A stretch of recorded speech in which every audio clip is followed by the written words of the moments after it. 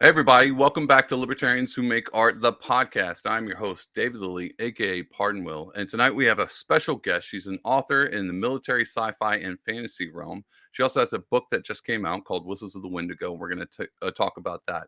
But most importantly, and this is something I always like to hone in, she is a libertarian who makes art. My guest today is Charli Cox. Charli, how are you doing today? I'm great, David. Thank you so much for having me on. I really appreciate it. Absolutely. I would like why don't you tell everybody listening a little bit about yourself. Um, but first I want to ask you one silly question. Sure. Um, it's actually two questions built in. How often and how annoying is it when people ask you about Daredevil? I enjoyed the original Daredevil that Ben Affleck was in, and I Hmm. know he got a lot of shade for that. I also love She Jennifer did. Garner as Elektra. I thought she did great. I was a big fan of hers when she was on Alias. So my opinion is probably in the minority. I enjoyed it. And the new series with Charlie Cox, even though he spells his name wrong, I think he's doing great. And I'm looking forward to the movie. Perfect. Awesome. Well, that was the end of the podcast. Thank you so much for coming on the show. I had to ask that, and I was like, I bet you she gets that a lot. I definitely thought the first thing I was like, Charlie Cox, this is gonna be fantastic. Um, Wow. so tell me A a little real bit of big name guy. right. Oh my gosh, actually, if that was the case, then I would be like, you got the wrong guy to host this, because it would have been nothing but fanboying. I love Daredevil, but enough about Daredevil. That has nothing to do with what we're talking about today. Tell me a little bit about yourself, the real So Charlie again, Cox. Not Yeah. So again, I am Charlie Cox, the female version, and I do write military science fiction and military fantasy, and I've been writing since 2021. Um, I enjoy it. It's a lot of fun, and I like to write with a little bit of humor because life can be dark, and if we can find joy in the everyday, I think we need to embrace that wherever we can find it. And so I like to put a little bit of a joyful spark in what I write. That's actually, I think that's, to be honest, I think that's super important here lately. That I've noticed that with a lot of pop culture stuff as well. The humor part, adding a little bit of humor mixed in with the dark. I don't want to go a Mary Poppins route, but it definitely helps the medicine go down a lot. Um, Yeah. and it's starting to pop up more than it ever did before. So I think it might be the sign of the times where people are looking for a little bit more of that. I would agree with that. I think a lot of people are really tired of the message fiction and being hit over the head with their pop culture. Everyone's struggling. Everyone has their own battles that they're facing. And when they go to watch a movie or read a book or whatever they do to decompress, listen to music, Yeah. most of the time they don't want to be preached at. They just want to enjoy themselves and turn off their brain. And if you have a message that you want to present, I mean, that's up to the artist to do so, but when you're heavy-handed with it, I think you can turn off a lot of your audience. Why do you? This is. I mean, we're getting right into the weeds right off the bat. I hope you're okay with that. Sure, let's do it. Why do you think a lot of artists? Because I think, number one, I think adding humor to your art, especially when you're dealing, if you are dealing with serious subjects, um, is a skill on its own, to be able to do it. But the desire to do it seems a little bit different. And the reason I say that is because when you come into pop culture, you come into a piece of art that is preachy, which we've gotten a ton of, in the past, especially in probably the past decade. I have a tendency to think that that was more for the person making the art and less for the audience. Do you think the same thing? Is that what you're picking up on? Agree with that. I mean, we all have things that we wanna say that maybe we don't feel comfortable saying in a more public forum, and so there are people who prefer to sneak it in behind the scenes, so to speak. And again, there's nothing wrong with that. Your art is your own, and what you wanna make is what you wanna make. As long as you're being true to yourself, that's what matters. Yeah. Um, as an author, I work with publishers, and so what I write needs to be marketable or no one's gonna see it. So for me, I need to be careful with what I'm doing. And I don't usually talk a lot about politics for that very reason. I don't want to alienate half my audience or more than half my audience before they even have a chance to pick up my work. And so Yeah. it's a delicate balance. And so, again, every artist is different. They're going to do what they want to do and what feels right for themselves. And as long as you're true to yourself, then that's what matters, in my opinion. Yeah, I agree. I was because if you're not, that was the I mean, that's the next thing. If you're not true to yourself and what your art is, it's gonna come off as inauthentic, and Exactly. that's worse than being preachy. Um, way Yeah, worse. I would agree. Yeah, absolutely. Yeah, Because you're depending on the genre that you're working in or the medium that you're working in, art is a piece of your soul. And yeah, what do you want to be known for? Do you want to be known for who you are and what you believe, or do you want to be known for, shilling for the man, so to speak? right. Yeah, and To I me, think it's a choice. yeah, and that's I mean, that can be a difficult one, when I would start off as an artist. So I'm a painter too. Oh, Um, nice. I do a lot of writing, but not enough to where I could say I was an author. But when I talk to artists going like growing not growing up, but getting started, Sure. it was a weird fine line where you'd want to make something that you could express yourself in, but you also wanted like every artist wants to do it for a living. Like there's no one out there is like, I just want to make art and be poor. Like that's my plan. Just Right. doesn't happen. And you have to kind of thread a needle in that. And I don't know, I honestly don't know if you can. I guess that's where it comes down to where it becomes the most difficult because if you can do something that you really express yourself and it just so happens that everyone seems to like it or think it's beautiful as a piece of art or thinks it's intriguing like a piece of writing, it kind of feels like luck. Um, do you think that, or am I just is there like a thing I don't know about where people are like, no, no, it's just working at it. What is the quote? A friend of mine sent me this picture of a fortune cookie a couple of years ago, and I'm going to butcher the quote because apparently that's what I do on podcasts. Yeah, it's And fine. it's something like luck is when hard work meets opportunity. I think I think Okay, that's yeah, the quote. I'm gonna have to look it up when we're done here. yeah, Um, but I think there's a lot of truth in that. Yes, there is some aspect of, fortune or, divine intervention in a case, depending on where you are in your career. But a lot of it is you have to show up every day. You have to put in the work. If you don't have a product, then you don't have anything to put forth into the world. And a very common phrase among authors and writers is you can't edit a blank page. right, yeah, So whatever it is, you have to show up, you have to put in the work, you have to get your words on the page, or you won't have anything to go anywhere. yeah. Do you I agree with that. I think which is weird because so speaking of libertarians, moving back into that aspect, I have a lot of libertarian friends. Probably you do as well. Well, we Sure. say a lot, but there's not a lot of libertarians, and most libertarians don't have a lot of friends. So when we say a lot of friends, it's really not a lot compared to most. Yeah, a lot of friends, like six. I got like six of them. They're mostly, and I actually think I might be getting this wrong. From my perspective, they're type A characters. And we have an ongoing joke with libertarians. They're autistic.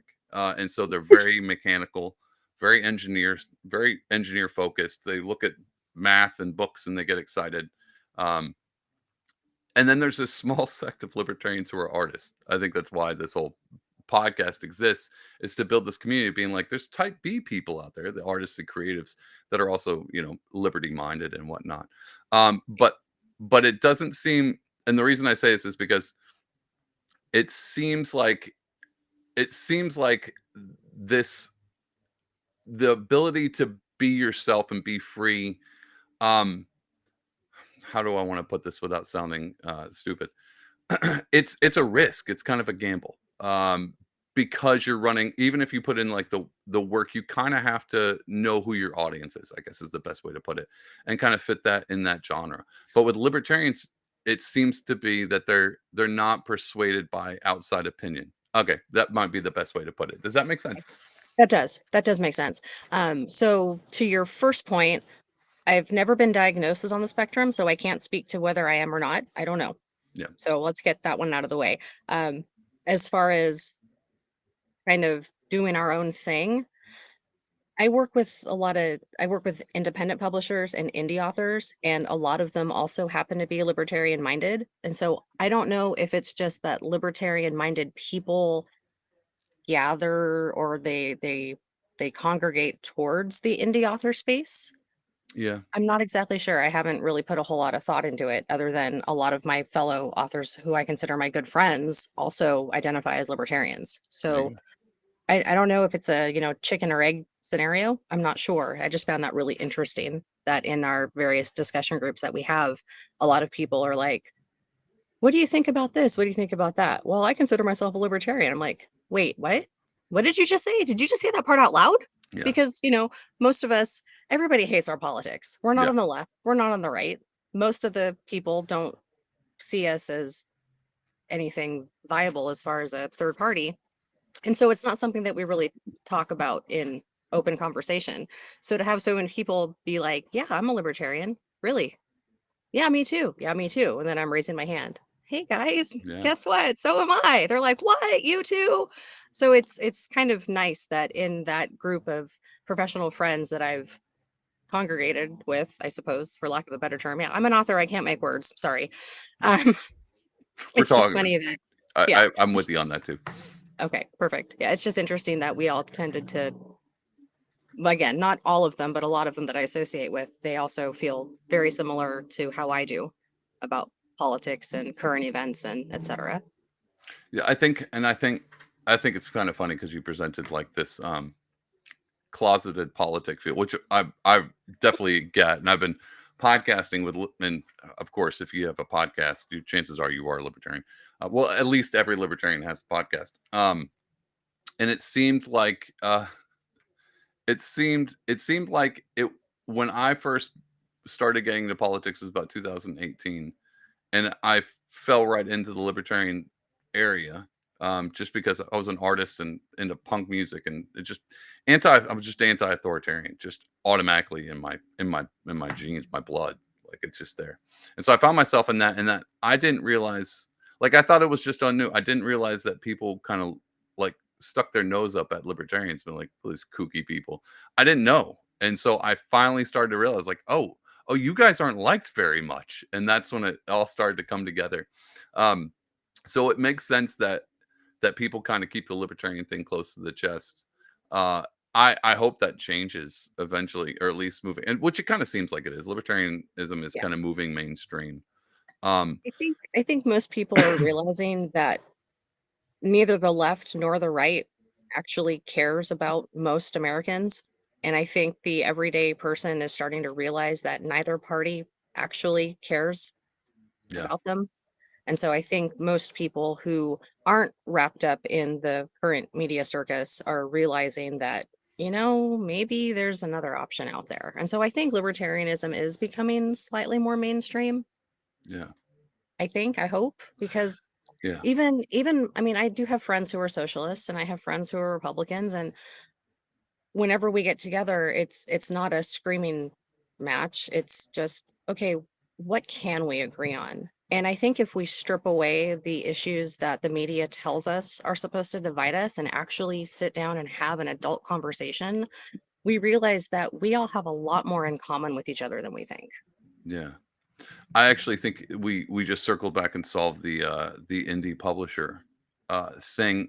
I think personally, I think libertarians are more inclined to go away from any kind of corporate, and not because they're like down with the man, just because they're more decentralized in just their intentions.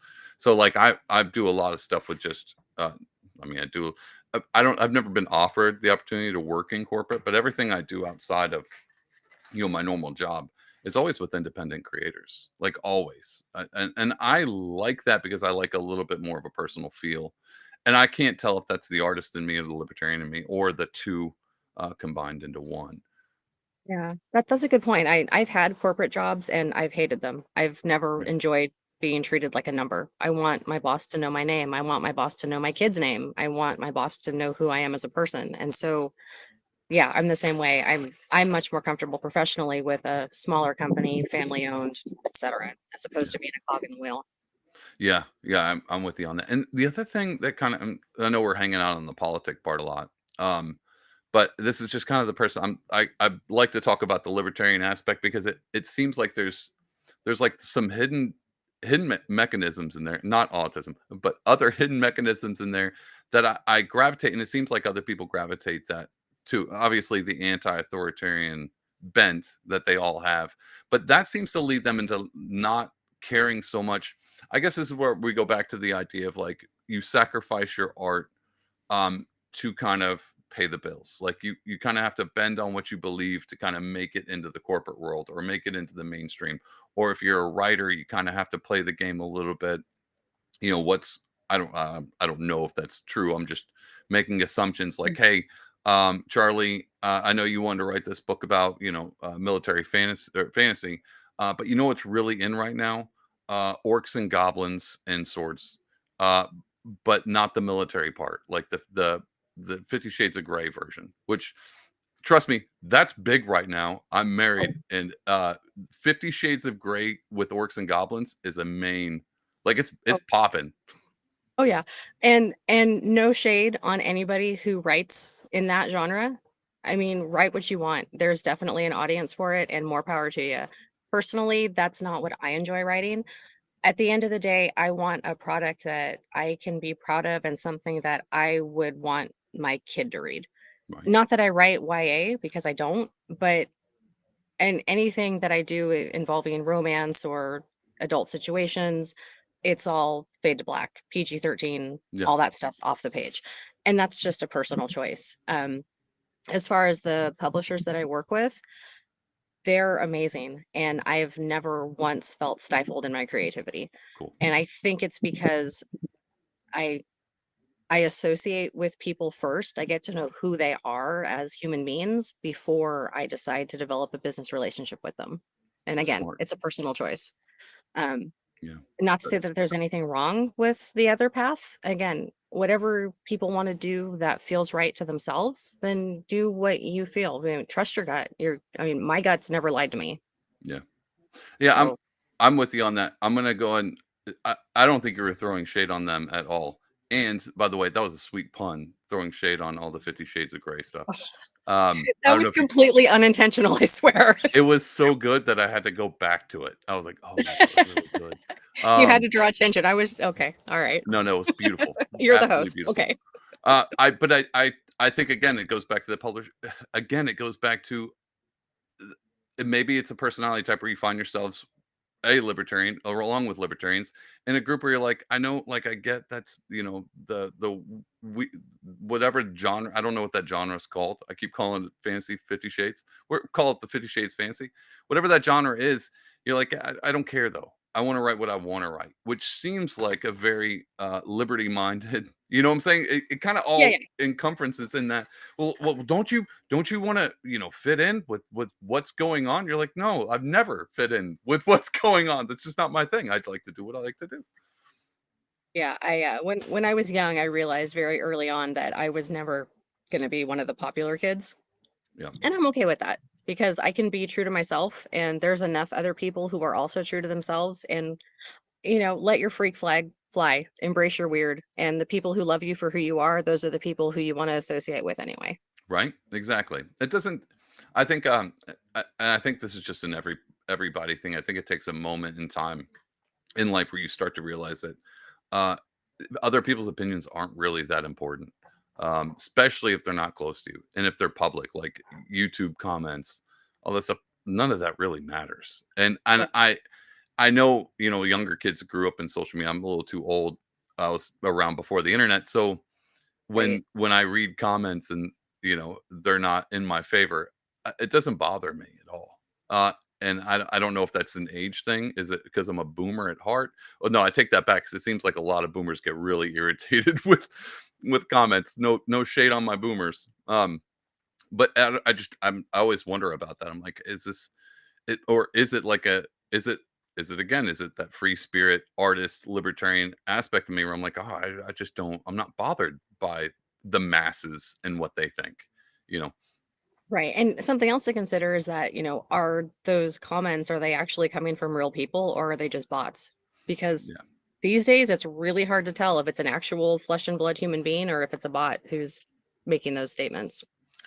Charlie, you know what's even scarier? I've noticed people that are real people that act like bots in real life. I don't know if you picked up on that. It's they're out there and it's It's wild. It's hilarious because I'm sure you've heard about the whole NPC theory. Oh yeah, yeah, Yeah. Going into the grocery store, there are times when I I have to like, wait, what? yeah. Okay, this is weird. This is not, oh, maybe they're just on drugs. Maybe that's it. That might be. And they might be It having might a be. great time. They might be Totally. they be like, "They're not really they haven't moved in the last 15 minutes." Well, they're having a blast. You just don't Yeah. know. Right. Um, They're staring at that same item on the shelf and maybe they've glitched yeah. or they're just in their own little world. I it does worry me. Like, it worries me every once in a while when I see I'm like, I don't again, I don't know. Here's another thing. I know we're rapturing, but this is the stuff I love. This is when I talk to artists. I love to pick their brains in odd ways. But this is something I've noticed. Did you know there's a large percentage of people, and this is going to be mind blowing to you as an author, that don't have an inner monologue. Did you hear about Heard that? that. I've heard that. And I remember years ago watching Scrubs. Did you Yes. ever watch Oh Scrubs? my god, I love Scrubs. Yeah. Yeah. JD and his internal monologues throughout that show, Yeah. that was the first time that I felt so seen, Yeah. Yeah. that I was like, Yeah. "I'm not the only one." I agree, and his daydreams, the weird daydream. Yes. I was like, "Yeah, no, this is totally something I did as a kid and as an adult." Like, just the weird off the wall Mhm. daydreams while yeah. Yeah, I I'm like, definitely Scrubs hits home for me. I absolutely love that show. Love that show. yeah, that was an amazing Um, show. and did you like so they this is a weird I don't wanna be a podcast talking about another podcast, but they did come out with a podcast. Um, I think it was called Real Friends, Fake Doctors, and it was JD and Turk. I Um have not seen that. that came out right at COVID. I really should not talk about another podcast on a podcast, but I'm going to do it anyway for our affinity and our love for Scrubs. And Sure. to get to hear them talk about the episodes and the guy who wrote it, I forgot his name, but that was like his first main thing, and it went like huge back in the day. Oh, yeah. And they weren't, and apparently, I remember them talking about this being like they did not see that coming and they couldn't quite put their finger on the pulse of like why Scrubs out of all the sitcoms because they all had your basic function but why Scrubs stood out the most. And I wonder if it was not because Malcolm in the Middle had kind of a monologue. I mean, the Mhm. Wonder Years, I don't know if that was monologue the whole time. I think that was monologued. It was. The Wonder Years was back in what, late '80s, early '90s? Yeah, How old am I? No. yeah. Well, that's fine. We'll put whatever in the show notes, like Okay, perfect. whatever age you want. um Alright. But yeah, I don't remember if that whole thing was either way. The monologue thing seemed kind of new that it was consistent throughout the whole show, and I wonder if that played a big part. So that was, but that inner monologue thing, especially for an author, like it's hard for me, and it goes back to the NPC thing. Um, it's just it's weird. Like I couldn't even imagine what that is like inside of a head. Now, as somebody who probably has too many voices going on in their head, it might seem weird for me, but when you this is a question I wanted to get to you as a writer. When you monologue, do you argue like within your own head? Do you kind of not like voices arguing, but kind of go back and talk to yourself in that function, or is it just a narrating thing like Scrubs? So, if I need expert advice, yes, I will talk to myself and argue with myself. It Perfect. happens. But yes, there are multiple voices in my head who I call characters because I'm Perfect. not crazy. I'm really Yeah, not. yeah. No, really. Neurotic? Sure. M Pleasantly neurotic, yes, I'll claim that one. But yeah, there are multiple voices in my head, and when I am writing my characters, it's a lot like I'm just typing the after action report Okay. because Yeah, I yeah. may have a plan. I I so there's writers tend to fall into two different camps. Either they're plotters where they rigidly outline everything, or they're a pantser, a discovery writer where they write by the seat of their pants. And so I'm more of a pantser I love where that. I have an idea for a story and I kind of think I know where the story's going to end. And then I just sit down and write. And so my characters take the bit in their teeth and they just run and I just type what's happening. It's kind of like I'm seeing a movie in my head Yeah. and I'm typing what I'm seeing, I'm typing what I'm hearing, and then adding details as I go. And sometimes my characters will take things completely off the rails. I like to say that it's like I'm taking a road trip and I know where we're going to go, Yeah. but we might take the freeway, we might take the back roads, we might end up in a ditch. Eventually we'll get there though. I love that. And so I read that somewhere as well a long time ago where they talked about how their character there was an author talking about the characters in the book and how the characters actually got them to each chapter, like the next one. Because he'd be like, I Mhm. would start a chapter and I knew where this was, but I would just let them kind of play out. And I was like, this is fascinating to me because in mind I'm like, well, how would that necessarily work? And he's like, well, I know this character, I know their ambitions. But when you say something like this, and then again it's the inner monologue, if this character says this thing because they're feeling this thing, how would this other character react? And Mm. when you have a character at the beginning of a story, you know kind of what they're about, and what they're thinking. But after you sit down and you begin to write and develop their characters, they go through things, they go through experiences, and then they begin to evolve and change. And so you couldn't have Exactly. planned that. You can't plan that out because by the Some end of the people do. book, Some people do. Some people outline and they plan everything, and I think that's fascinating. That's just not what works for me.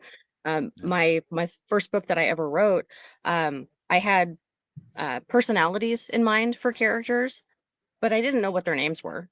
None of them mhm, had names until I was maybe 5 or 6 chapters into the book, and then all of a sudden it was like, "Oh, that's your name." Because right, how can I give them names if I don't know who they are? yeah, no, that makes sense. So as the wind kicks up. Uh, Um, so that happened with that, and after I'd written them for a while and gotten to know their various personalities, then they shared their names with me, and then I was able to go back because I put brackets in. One of my friends, Marisa, she's also an author. She said, "Yeah, when you're in flow, when you're writing and you get stuck on something, just throw in some brackets, insert name, insert cool fight scene here, and then go back." And so that's what I did. After I had written 6 chapters, I, you know, yeah. find replace, found my brackets and, XYZ character. Oh, name. Here we go. Put his name in. And then I was able to keep going. I actually love that detail. And because I think I might do the bracket thing in real life. Um, Okay. where you like it's kind of goes to the idea of writer's block. So I'm an artist and I have so many spinning plates at the same time. I'm a bit of a jack of all trades. I'm not good at any of them. I might be downright awful. Well, not awful, but Don't I'm say that not. about yourself. Yeah, I mean, you haven't seen my work, so yeah, I won't prove that. But yeah, I'm not awful by any means. I'm just self-deprecating in that fashion.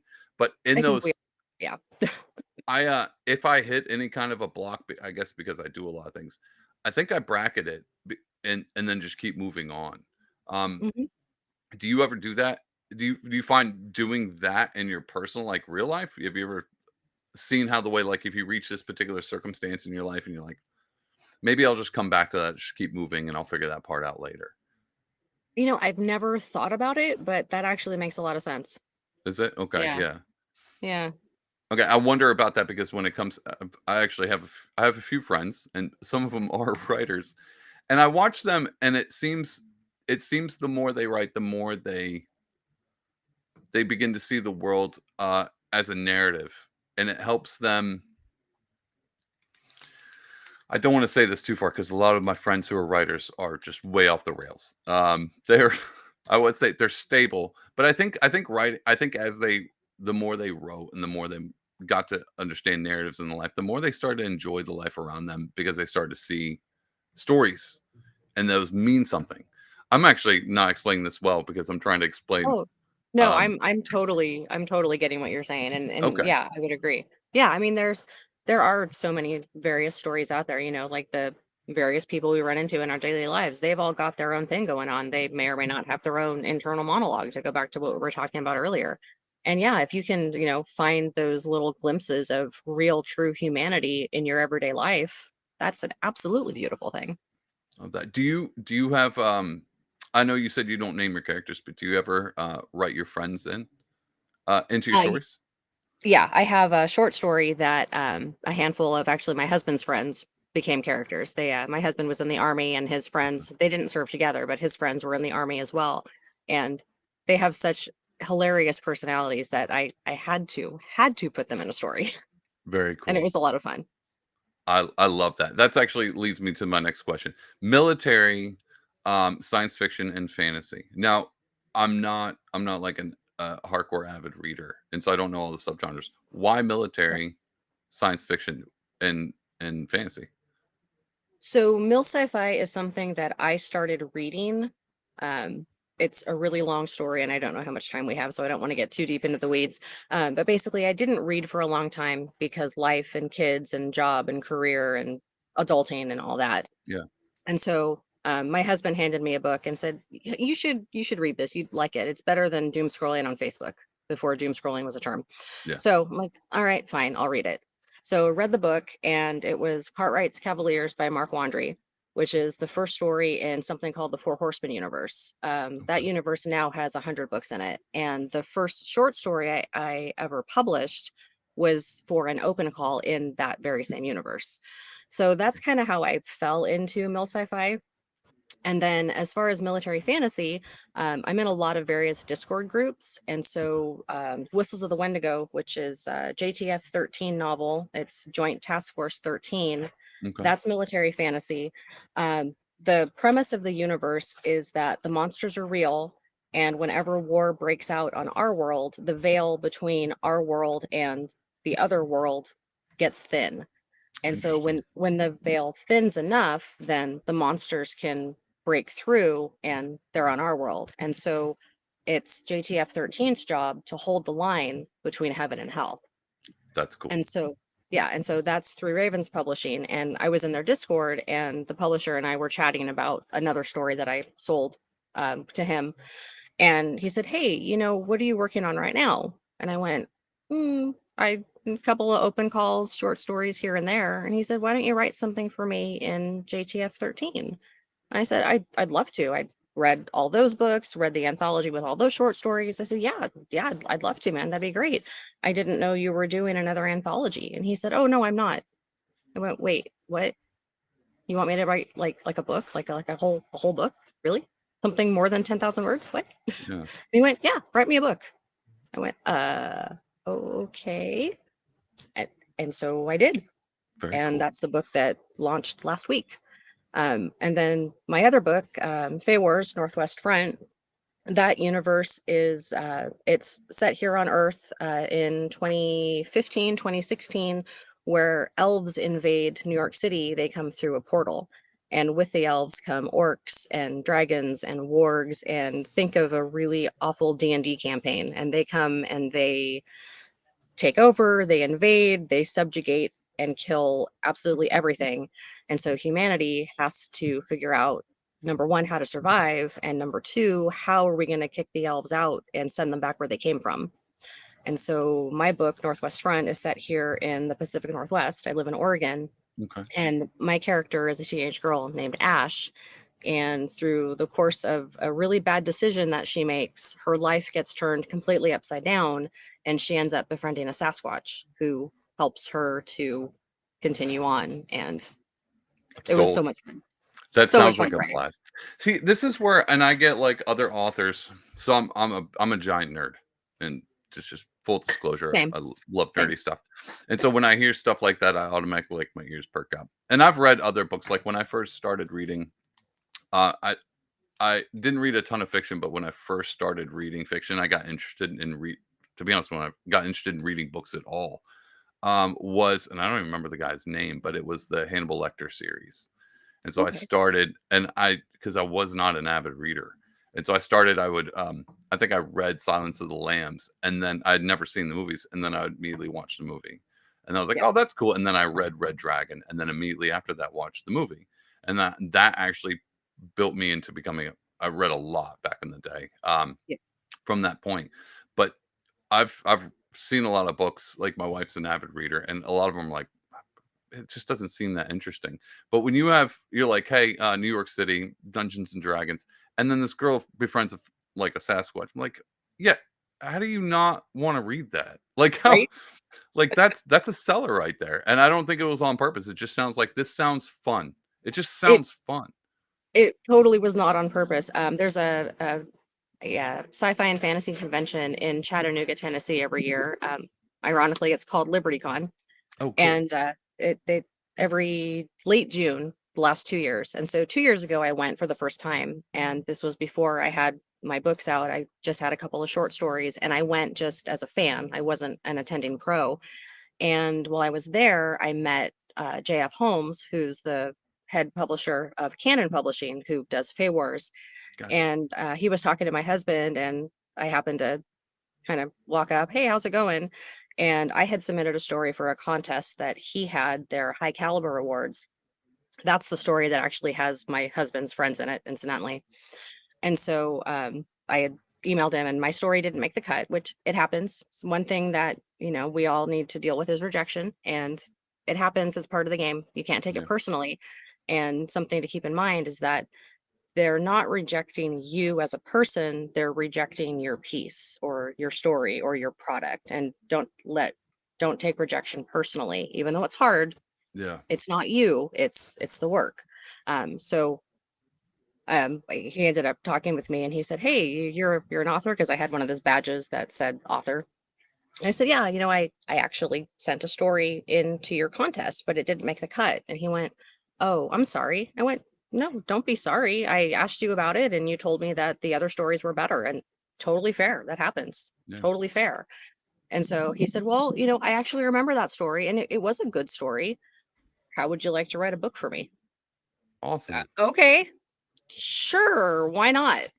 And so he lives in New York, and he said, "Where are you from?" And I said, "I'm from Oregon. I'm in the Pacific Northwest." And he went, "Okay, well, do this. Read the first book." And he hands it to me.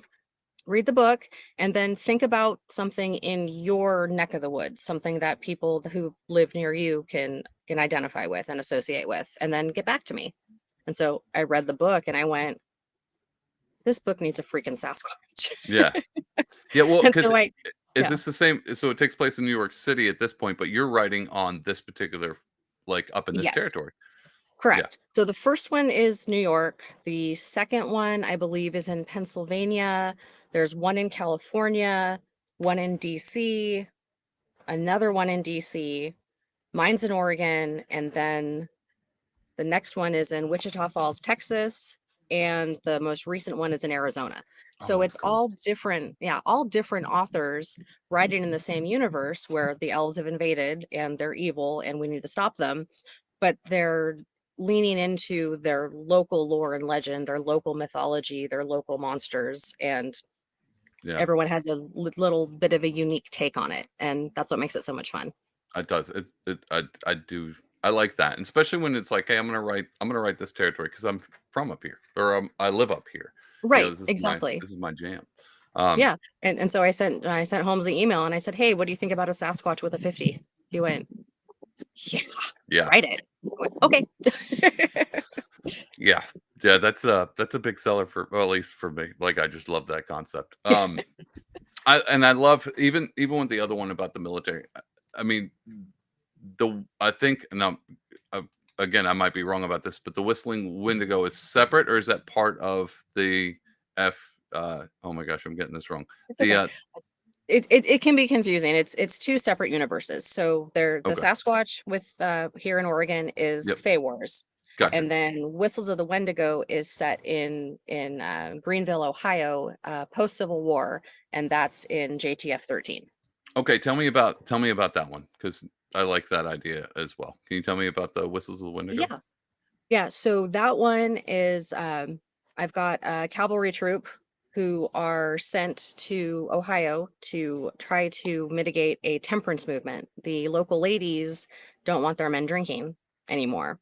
And so That makes sense, they're, yeah, yeah. And so in a nearby town, New Vienna, and this is actually historically accurate, in New Vienna, there was a tavern that burnt to the ground okay, because reasons.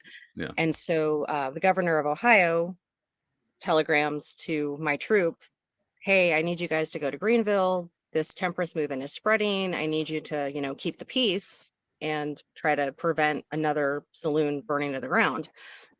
And so on their way to Greenville, um, their first night camping on the way there, they get attacked by something. They don't know what. One of the horses disappears, and they don't find her until the next morning, and they find what's left of her. And so as they get into town, the plot thickens. Livestock have been massacred. People are missing. There's something weird going on in town, and it's not just the ladies not wanting their men to drink anymore. And so they have to figure out what's attacking the town. What is it? How do we yeah, yeah. stop it? Can we stop it? and that's the premise of Whistles of the Wendigo. I love, I love number 1, I love period pieces, if it's movies or any of that stuff. Yeah. Um, I yeah, just it's a big thing for me, but I'm also a giant fan of, and these just like, I'm gonna sound like an idiot because it's like, I'm a fan of these books. I'm gonna tell you about some TV shows I'm a fan of. But Good. I was always a big fan of X-Files. And then Oh, a TV show that came yes. out, Supernatural, was another big one that I loved. Yep. And so this is all right up my alley. And I think, and here's a this is again, I think breaks down the type A, type B. There was always the people who loved X Files for the main story plot, like, oh, he's got Mhm. the government's hiding alien invasions. But Right. all of the main stories, which would lead you from one season to the other, in between were all these individual small stories, like, Mhm. a snake man, or this arcade is stealing souls from children. Those were always my favorite. They never had a big part. They're just like little bits and pieces throughout, just to kind of give you a little bit of a fantastic idea of a world that you live in. Like, I was a kid, I went to Right. arcades, and X Files came out with one where there's a demon possessed arcade, and so I automatically were drawn to that particular kind of thing, and I that's why I think the idea of being like, it's Civil War, time period, it's serious, but we're gonna make it fantastical Mhm. without any other better word to put it. Yeah. Yeah. It's a lot of fun, when writing where you can just kinda go, "What if? Yeah. What if this? What if that?" And then you get to play with it, and sometimes the characters are like, "Oh, we got you." Yeah. And then, "Well, let's go." I love that. Did you always just write that, or did you go into any other kind of genre that you thought was just as fun?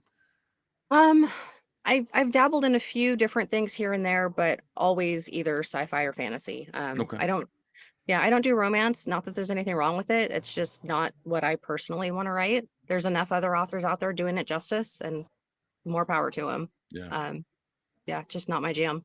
Yeah, not mine either. I'm fair, and I don't mind saying, like, it's shouldn't be anybody's jam. I don't mind putting that out there. No, I'm just joking. Oh. I it's just terrible writing. I hate it. No, I know that's a big genre. I'm not much of a reader, and the last thing I don't want to. Yeah, it's just not something that's right up my alley. I guess I would say that. Um, but And that's fair, and my yeah. wife loved the Twilight shows, and I was like, the only thing that makes Twilight awful, everything werewolves, vampires, I'm all down with. The love Mhm. story, get that crap out of here. I just want to see werewolves and vampires fight. But the whole love romance thing totally ruined it. Um, and that's I never actually read Twilight. I did read Harry Potter. My oldest son was just growing up when Harry Potter came out, and so that was kind of his and my thing. We yeah, every night, when he was going to bed, I would read him Harry Potter, and then we watched the movies when they came out, and that was our thing. So I've always loved Harry Potter. When Twilight came out, I just wasn't interested in it. I don't know if it was because so many people were comparing it to Harry Potter for some reason, which I don't what? understand because they're completely different. Yeah, that makes no sense. Yeah, just again, not my thing. But I know there's a lot of people who love Twilight, and you've got Team Edward, Team Jacob, and hey, as long as you're reading something, whatever you're reading is not wrong. Just read. That's a It's good good point. for you. That's a good point. Yeah. Yeah, I agree with that. Reading is kind of becoming, I wouldn't say a lost art. To be honest, actually, that's my next question. As like, I'm gonna be honest with you, as technology has advanced and things have Mhm. become a little bit more, and we have things like Netflix where you could sit down and binge watch entire seasons of shows that came out 20 years ago that you've never seen. Mhm. Um, it's surprising me that books are still a thing. I know that sounds it's surprising me that your entire career is still still a thing. But do you know what I'm saying? Like, I always been like, people aren't gonna read in the future. Like, they're Yeah, gonna watch a TV show. It's easier, it's more accessible. Um, I it didn't see that is. happening. Yeah. TV is easier and it's more accessible, but back to what I said earlier, you've got so much out there where it's message fiction and people are beating you over the head with whatever, crisis du jour, and people are sick of it. And so Yeah, that's why a lot of the shows that have been on off the air for 20 years, people are going back and rewatching those yeah. because they enjoyed them. And I think the same is true with books. People are reading what they want to read. And for whatever reason, they're reading again. I mean, I heard a while back that Barnes and Noble is now investing in more brick and mortar stores, That's which awesome. awesome, right? Yeah, Awesome. so Yeah. awesome. So for whatever reason, people are starting to read more, and I think that's great. Not only because I'm an author, but because reading was something that was so huge for me as a kid. I'm an only child, and we lived in the country, and I had animals, but books were my friends, really. And Yeah. I've always loved to read and lose myself in a, magical make-believe world. And here I am creating those worlds, or creating a piece of those worlds for other people to enjoy. I think I think there's a lot actually I think there's a lot in what you just said. I didn't realize Barnes& and Noble was making more of them, but that delights my heart a ton. I love that concept. I'm a bit of a Luddite, even though I do Mhm. podcast stuff like that. I still when I write because I do write. It's all pen and paper, and I'm an Right. artist. So when I do something like behind me, I mostly function in watercolors. And I've had a ton of people like, so like graphic design. I'm like, no, no, like no, like child's watercolor style, like with the water and the paint. And so I always like that. I'm just kind of I guess they call it bespoke or whatever. Don't think that's the right term. But But that I'm not against technology. It's just not my jam. So even when Kindles sure. came out, me and my wife got one, and I was like, it doesn't feel like a book. And I kind of want to smell it. Like I want to. Mhm. I just Yes. don't. I don't get it. Yeah, walking into a bookstore, walking into a library, and that smell of old book hits you in the face. There's Yeah, there's nothing like it. I mean, I admit I don't have a Kindle. I do have the Kindle app on my phone. It is ridiculously convenient. If I'm yeah. in bed and I just want to read a chapter, I don't have to turn my light on. My phone's That's a backlit. good I can point. read a chapter and then, set my alarm, go to bed. But there is just something about those dead tree hallucinations that it's Yeah. just not the It's same. totally different. Totally different. And I think this goes back to a few things. The monologue thing. I guess that was another one. How if you don't have an inner monologue, how in the hell can you read a book without an inner monologue? And that was Okay, sorry. explain this to me. An aside, because I don't think I can explain that to you. Okay, that's fine. Okay. When you're reading a book, do you see images in your head while you're reading? Yeah, yeah, but Okay, also yeah, same. There's a lot of people who don't, that's a good and point. that boggles my mind. I don't Yeah, understand that. They read the words and they understand what's happening, but they're not they don't seeing a picture it. picture in their head. They're not hearing the characters as they talk. And for me, I'm just like, how can you not? I don't understand that. I'm an artist, so that's like where all of it is. And it's, Right. at And least an idea of where I'm going. So it all is pictures in my mhm, head. But yeah, how do you not see it? And I'm to be honest, I read a lot more nonfiction than I read fiction. sure. And so I guess I could see like I can see I don't see pictures of ideas or complicated, things like that. Mhm. So I guess I understand it, but when it comes to a story narrative, that I don't that's half the fun of reading a book is picturing it in your head. Exactly. Like, who needs a movie when I can read the movie? Yeah. Oh, that was my next thing. So me and my wife were Ah, having I know I've brought my wife up a lot, but she's the that's okay. only friend I have, outside the other 6. We were Yeah. talking about the new Harry Potter series coming out, and I was like, "Oh, no, they're remaking another a thing," and she was like, Mhm. "Actually, I'm really interested in this." And I was like, "Alright, well, tell me why, because I love the movies." I read one of the books. She read all the Okay. books, and she loves all the movies. I read one I don't remember which one I read. I think it was, like, Goblet of Fire. Either way. Okay, I that mean, was a there good was one. yeah, it was good. Yeah. Almost good enough for me to remember which one it was. Um, but she was like, "No, the series is longer." And I was like, "I like that because they can explore more." But she was like, "They're supposed to be book accurate." She was like, "So at this point, I actually might actually prefer this now, even if it's a remake, because there's so much more." And sometimes I forget how much is condensed in a media, and versus like she's like, "There's whole people missing out of Harry Potter in the movies," and I Mhm. didn't really read them, so I'm like, "Oh, Harry Potter the movies is great," and she's like, "You Right. only have half the story," and I'm like, "Okay, that's a good point," and maybe that's another thing people are kind of reaching at this point in technology where I think that half the story they don't know it's only half the story, but they're starting to feel like it's half the story. Like Right. I think there's something missing out of all this. How do you feel about that?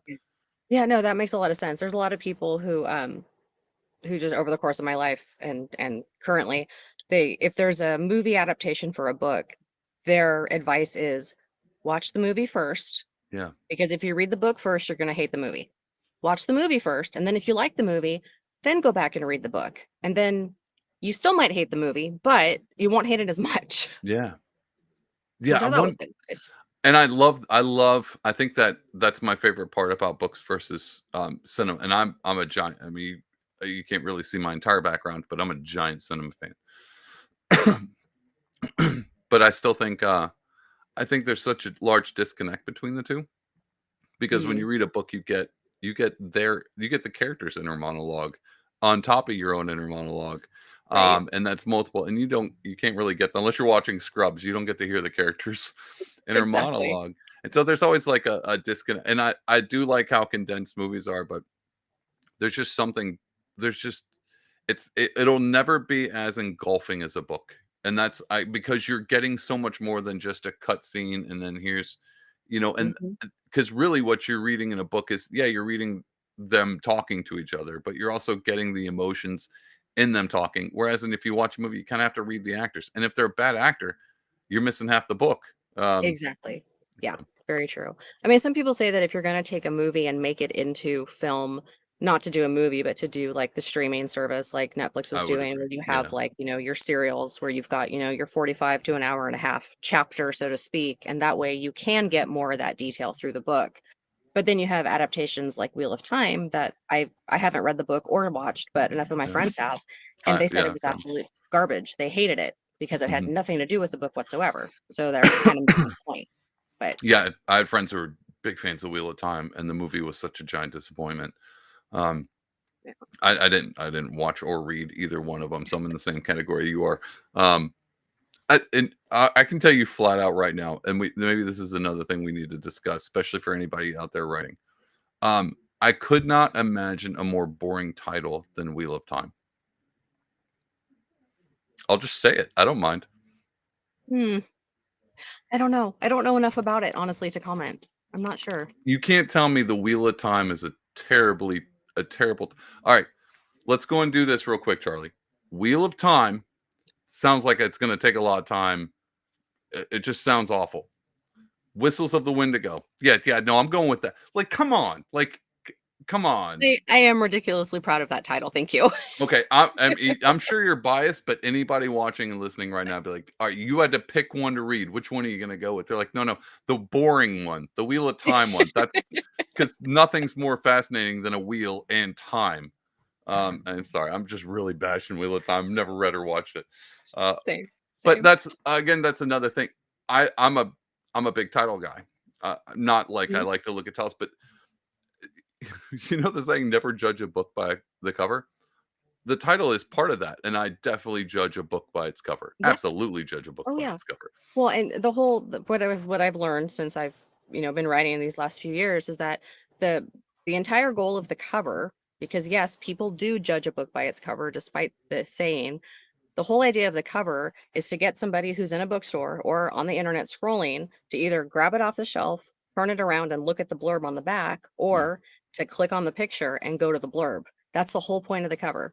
The cover yeah, is to grab your attention so that you take action, and then you read the back cover blurb, and then the blurb excites you enough to, I want to read this. yeah.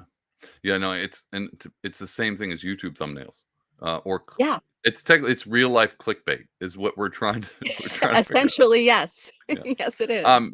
And I've always judged book by its cover, and I've been wrong a lot of times. It sounds like I would be wrong about the Wheel of Time. It sounds like it is a very interesting book. Awful movie, so I'll judge the movie by its cover, but I won't judge the book by its cover. But I thought titles are half the fun when it comes to writing a book, Mhm. or at least doing any project. Like when I do an art piece, my titles for the art piece are half of the piece. Um, Okay. for at least me, I'm a little bit different when I do my art. Like all my art is not just I'm not Jackson Pollock, so I don't just splatter stuff and try to sell it for millions. Right. I don't. I'm trying to money launder. I haven't figured that one out yet. Um, Same. Same. I but got nothing. all the titles for my pieces, unless it's something fun I'm doing like Spider-Man, but all my like real fine art pieces, they're all Mhm. they tell a story inside of what you're looking at most of the time. And so it's Yeah. not I will never go untitled on, and I know a lot of people do that. I think Mm. it I'm going to try not to offend anyone listening. I think that's awful. If you're an artist, and this is just me personally, if you're an artist and you go with Untitled 1 or Untitled 2, you missed on out on half the art. That's half the art is the title. That's how Yeah. much important I am with when it comes to titles. Yeah. Well, and that actually makes sense as someone who's not a painter or a visual artist. Your title is a way for you to explain to me what I should be looking at Exactly. because I Exactly. don't know what your vision is. If a title is going to give me a clue, maybe, but no, I get your point. At least a feel, because a lot of artists Mhm. uh, roll in emotion. Like art can be very much an Oh, emotional gotcha. piece. Absolutely. But for art, it's vice versa. Reading a book by its cover, chances are they see the art first and then they look at the title. So it's like the art's the cover and the title is the book. Yeah, that makes And sense. that's a lot of my art. The title says a lot more about the art than sometimes the visual will, and you'll kind of look at it and then move from there. Yeah. But I don't know, just a side rant. I think titles are very important, um, and I think your title is better than Wheel of Time. Just what I'm going to go with. I appreciate that. Thank you. What is so one last thing, and I like to ask all the guests that are artists because our biggest thing right now, this seems to be the biggest worry. I don't know if it should be a worry, is AI. And so I've talked to visual artists like painters and stuff like that. Musicians are dealing with this. Book writers have to be dealing with this as well. Authors. Yes. What's your thoughts on AI?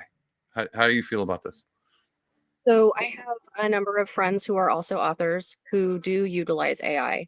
They Mhm. don't utilize it to generate their prose, but they use it for editing and other things. Yeah, And again, I'm very much on, personal choice, personal responsibility. So whatever you feel is right, you do you. Personally, I don't think AI can ever replicate the human voice. It can never replicate the human soul. yeah, AI doesn't have a soul. It can pretend, it can try, but it wasn't created by God. It was yeah, programmed by men. And so AI generated anything, it's always going to miss that spark yeah. that makes us human. Yeah, actually, I've said this multiple. I am 100% in agreement with you. That's why it never bothered me. AI, Mm. AI just always seemed like a tool. Yes, A tool to me. absolutely. It's like well now it was moving from with a typewriter to a computer. Oh no, the computer is faster, and then everybody's going to write. But it just didn't. It was Yeah. just a tool. It just seems like a tool to me. I use it on some projects, not necessarily art, but if I have a ton of other things going on, so I love using it as a tool. But I'm in the same boat that you are when it comes to it just can't replace it'll replace duty and utility, but it can't replace spirit or soul. It just won't be able to because uh you know, and this I don't think it'll ever be able to defeat the uncanny valley when it comes to art. No. You know what I'm saying? Like when you look at something like people complain about CGI now, and CGI has gotten worse over time. I haven't figured that or we're just so used to it we can spot it now. Hmm. Yeah.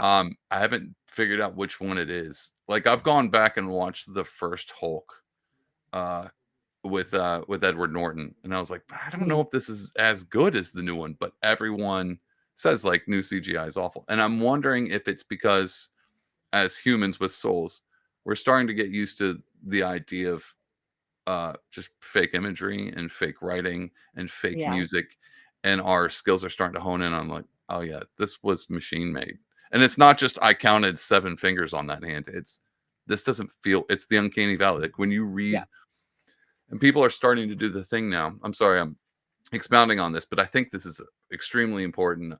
I'll ask your opinion on this for one reason specifically alone, but I think even when you read an email um, people are starting to be like, "Oh yeah, that." Oh, there was recently someone tweeted something. I think it was a tweet, and Mhm. it was like an apology tweet. Like they got into a scandal, and then they wrote an apology. Oh, I know exactly what it was. This is a weird reference because I don't know what time this is coming out, but I'm just gonna go and say a long, long time ago, the CEO got caught in an affair at a Coldplay concert.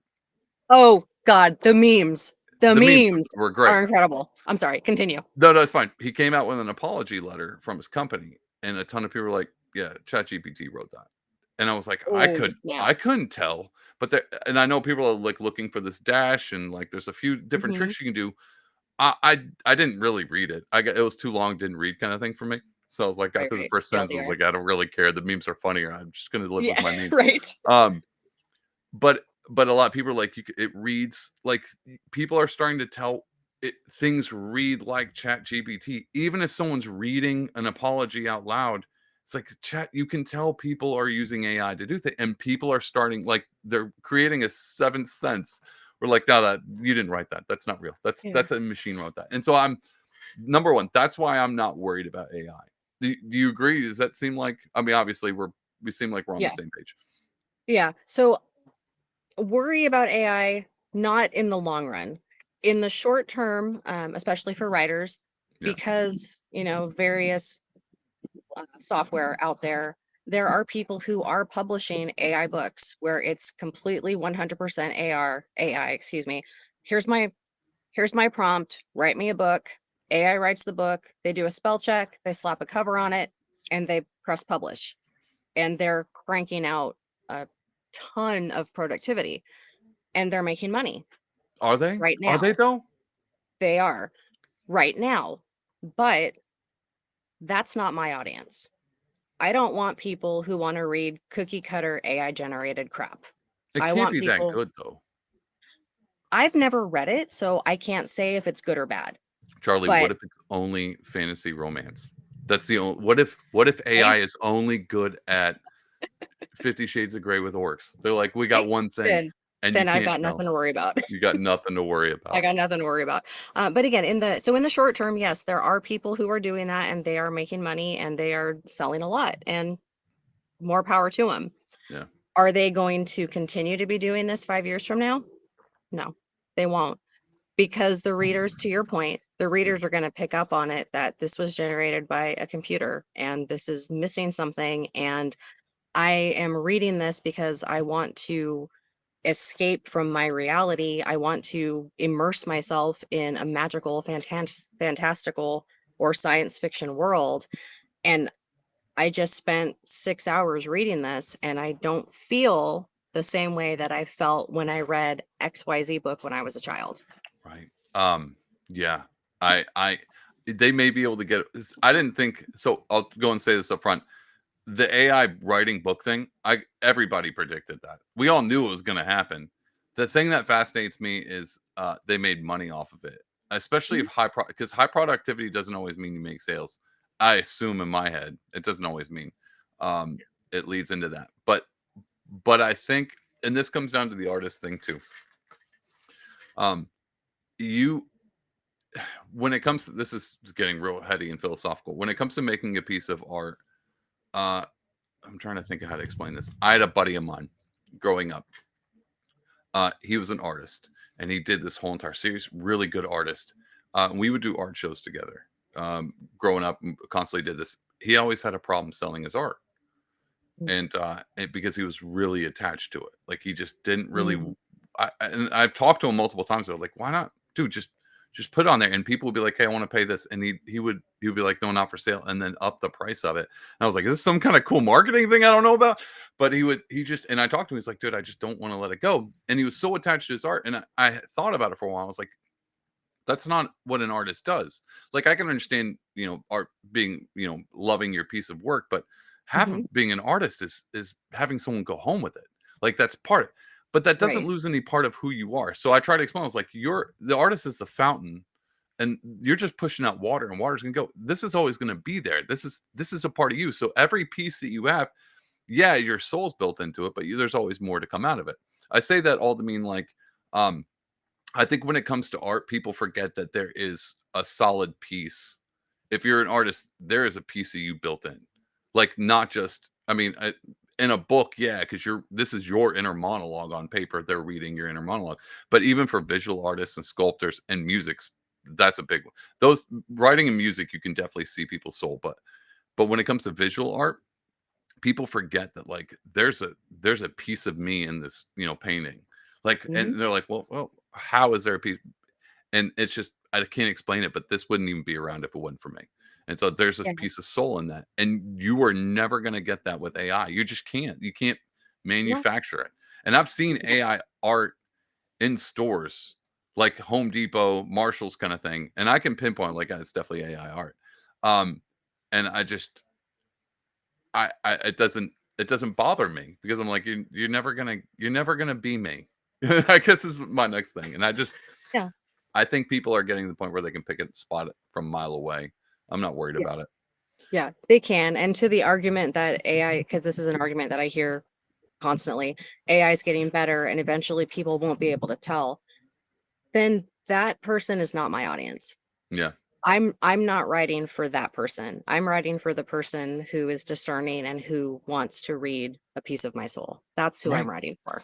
Yeah, and I mean, again, really trying not to tangent. I love this topic because this topic fascinates me, and also it's a bit of a white pill, and so that's one of the things where like I really like to hit this topic because most artists I talk to, a lot of them aren't worried. You think we would be? You think we'd be terrified, but a lot Right. of them aren't, and I think a lot of it comes exactly to what you just said. Like my audience doesn't want that. My audience is smart enough, and the other thing is we live in the day and age of brands where people become brand, which is Yep. totally fine. I actually don't mind that because when someone buys my art, they are sometimes buying it because they like who I am. And I'm all Exactly. in. I'm all in on that. And so they're like, Right. hey, I'm gonna buy, even if it's a print of my work. I've had people buy and be like, I like the art, but I also like it because I know you made it. And Yep. I think you're insufferable, but you're cool, and they'll buy my art. Um, Right. and Right. so And I think yeah. that's key. No, absolutely. And that's a great point. That's something that when I, after my first book was published, people were like, okay, well, now you need to get yourself out there and let people know who you are because your cover can be amazing. Your back cover blurb can be fantastic. Your book can be the best thing ever written. But if people don't know who you are, they're not going to buy it. Not gonna buy it. Do you know how the best way people can learn who you are is podcasts, just Yes. like this one, Libertarians Who Make Hey. Art podcast. Charlie, thank you so much for hanging out. Will you tell everybody where to go and find all your stuff if they want to start reading, if they want to read the book, if they want to check out the cool cover with the cool title, and compare it with Wheel of Time? Because I've seen the cover of Wheel of Time, and even the cover sucks. No, I'm playing. Where would they go to Uh, check all that stuff out? So I have a website, charliecox.net. Make sure you spell Charlie right. Don't throw that E in there, or I do not know where you're going to end up on the internet. Oh Um, my God. yeah. Yeah, you've done Yeah. one. No, don't do that. Probably I'm some also fancy romance somewhere in could that. be paranormal, God only knows. Yeah. I also am on Amazon. I have an Amazon author page, also Charlie Cox. I am on Facebook and Instagram and X and TikTok now, and I even have a fledgling YouTube channel. So come find me, come hang out, and it's been a pleasure. Thank you so much. Absolutely. And when is the next Daredevil coming out? I'm so sorry. I didn't mean to do I that. It's an should awful I joke. should pay more attention to my alter ego's production schedule, I suppose. Anyway, I've never seen a Charlie Cox that I wasn't like a fan of already. So Hey, perfectly. I like it's the Daredevil, name. and It's got to it be. is. It might be. I also didn't go to charliecox.com spelled the wrong way. So there might be something I don't want to see Bravo. at that one. So let's avoid that. I'm sure all of Right. this stuff will be in the show notes too. So if anybody watching, listening, they can just Awesome. go show notes and check it out. Charlie, thank you so much. And keep doing what you're doing. And I absolutely love it. One of the best part, again, going back to the podcast, getting to know artists, getting to know their, it's half of it's getting to know their work. And so I love being able to sit down. But for me, selfishly, I love to get to sit down and have these conversations with other artists, especially ones that I know are liberty minded, because we're a bit of an anomaly, from what I can tell. There's not a lot of artists left out there, and there's definitely not a lot of libertarians. And when you take those two unique things and smash them together, you're almost guaranteed a great person. And so that was like, I like to bounce ideas off those people and kind of see what makes their brain tick, and take notes. And so this is not on behalf of Libertarians Who Make Art. Thanks for coming, but really on behalf of me, I appreciate this conversation. It was wonderful. Yeah, me too, David. Thank you. I had a great time. Awesome. You have a wonderful evening. All right, you too. Bye. Bye. Thanks everybody for tuning into this episode of Libertarians Who Make Art. Don't forget to follow us on Twitter, on Facebook, on Instagram, all your socials. You can find Libertarians Who Make Art by typing in at Libertarians Who Make Art on any of those. Also go to libertarianswhomakeart.com. There we have an archive of all the artists who have signed up, become part of this community. If you're looking for an artist for your next thing, or you're looking for, an author, you have a convention coming up, you need music, anything like that, you have a ton of great people. Again, like I said, to find an artist and to find a libertarian, smash that together, you're going to get somebody awesome, somebody who doesn't just bend to the mold and conforms to whatever everybody else is doing because it's the thing. Chances are they're on their own, doing the thing that they love, and they happen to be really good at it because they're not influenced by outside sources. So go there. Everybody's pretty local. They're all indie artists. Charli is on there, and not the Daredevil. He's not on there because he's a little too mainstream. If he takes it down a notch, maybe some indie films, maybe we'll throw him on there. Maybe he might be a libertarian. I don't know. Either way, go and sign up, like and subscribe on whatever you're watching this on. And if you're an artist out there and you're you don't even have to be a libertarian. You could just be liberty minded. There are no real libertarians. So as long as you're like, you know what, I love freedom. I love the these particular principles. I just love the idea of people not being controlled by an outside establishment and government. I like people who are free thinking, decentralized. And I'm an artist. You might find yourself right at home. So go there and sign up, become part of Libertarians Who Make Art. And who knows, maybe I'll be interviewing you next. Guys, thank you so much. And I will see you back here next time. Bye.